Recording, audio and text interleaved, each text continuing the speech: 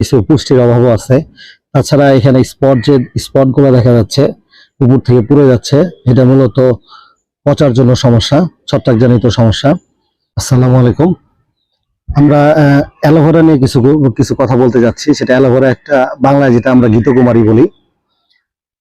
Aloe vera একটা ঔষধি গাছ, যেটা আপনার প্রচন্ড পরিমাণে কোষ্ঠকাঠিন্যতা দূর করে। এর জেল চুলের জন্য ভালো, পেটের যে কোনো পীড়ার জন্য ভালো। ব্যাকটেরিয়া, এর জেলটা মূলত ব্যাকটেরিয়া এবং কোষ্ঠকাঠিন্যতা দূর করে। অ্যালোভেরা গাছটার মধ্যে কিছু পুষ্টির অভাবও আছে। তাছাড়া এখানে স্পটগুলো দেখা যাচ্ছে উপর থেকে পুড়ে যাচ্ছে, এটা মূলত পচার জন্য সমস্যা, ছত্রাকজনিত সমস্যা।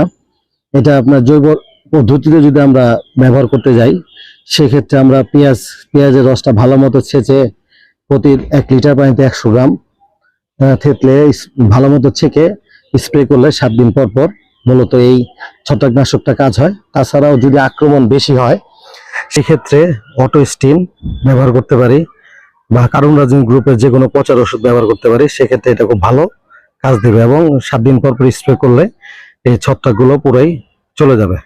ধন্যবাদ।